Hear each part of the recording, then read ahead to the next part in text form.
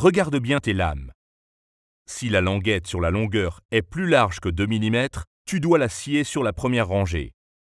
Sinon, la plinthe ne suffira pas à la cacher. Avant la pose définitive, vérifie si à la fin, une rangée très mince de lames resterait. Si à la fin, il restait une bande de 5 cm ou moins, scie tout de suite la première rangée un peu plus étroite. Cela te facilite le travail après.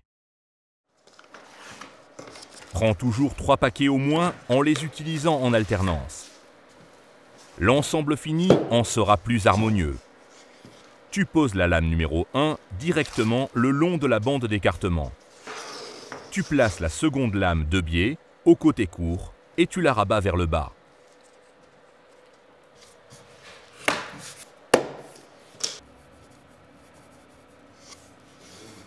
Dès que tu as terminé la première rangée, tu dois couper une lame à la bonne longueur. Pour cela, retourne la lame à 180 degrés dans la longueur et pose-la contre le mur. Comme nous n'avons pas de bande d'écartement de ce côté, tu dois laisser un écart de 10 mm au mur.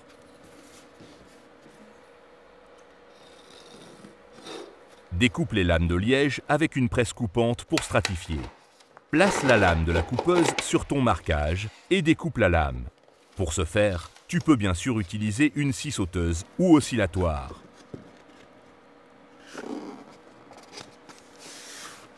Avec la chute de la lame, tu commences la prochaine rangée.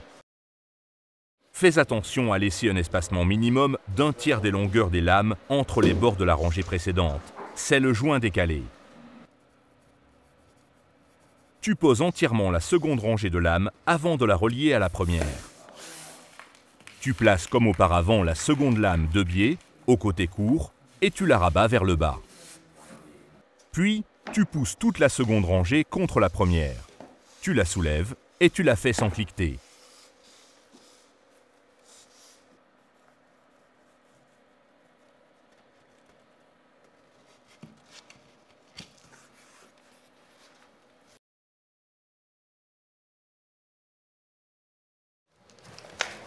Si tes murs sont irréguliers, tu poses la lame le long du mur et tu mesures le plus grand écart au mur. Tu reportes cet écart sur une petite planche en bois. Tu perces un trou adéquat, passe un crayon au travers et tu fais glisser le tout le long du mur.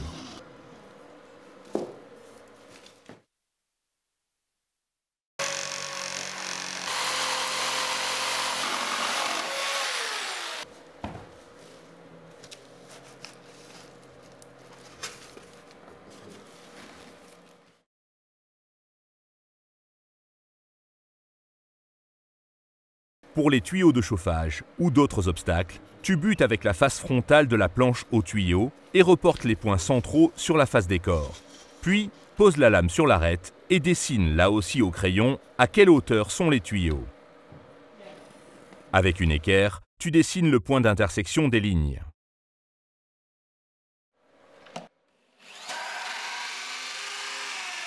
Le jeu de dilatation au tuyau doit être respecté, comme avec les murs. Ton trou de perçage doit avoir les mesures du diamètre du tuyau, plus 2 × 10 mm de joint de dilatation. Puis, tu découpes avec une scie à fines dents la lame dans l'espace le plus court.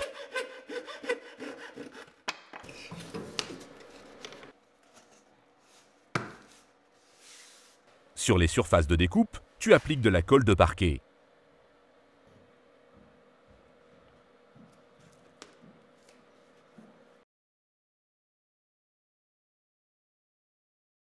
Pour les encadrements en bois, tu poses un morceau de lame adéquat avec le côté postérieur vers le haut contre l'encadrement. Tu le scies avec une scie fine. Avec un ciseau à bois, tu peux détacher le morceau inférieur. Avant de passer à la pose le long de l'encadrement de porte, une remarque. S'il y a des transitions vers d'autres sols, tu dois penser ici au profilé de transition. Puis, tu visses le profilé supérieur dessus.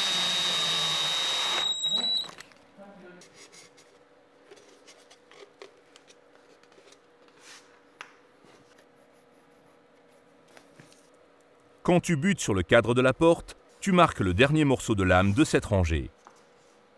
Puis, scie-le, pousse-le sous le cadre et relie-le ainsi avec l'avant-dernier morceau de lame. Il faut pour cela enlever ce renflement, car sinon, le morceau de lame ne peut plus être encliqueté. Tu l'encolles en plus avec un peu de colle pour parquet.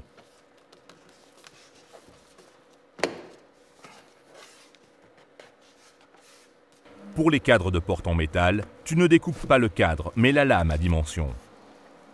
Tu dois la poser bord à bord contre le cadre et reporter l'écartement nécessaire, plus le jeu de dilatation.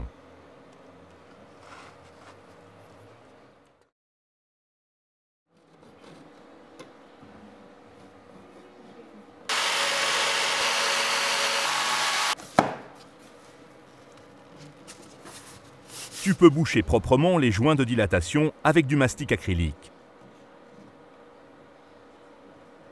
Pour les très grandes pièces, c'est-à-dire de plus de 10 mètres de long et 8 mètres de large, tu dois prévoir des joints de dilatation supplémentaires.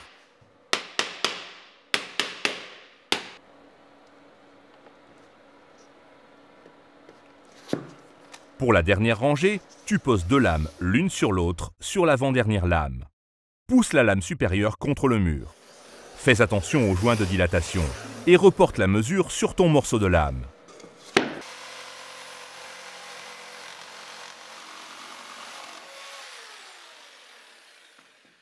Tu relis les lames de la dernière rangée l'une à l'autre par le côté frontal, puis tu encliquettes ensuite la dernière rangée dans l'avant-dernière.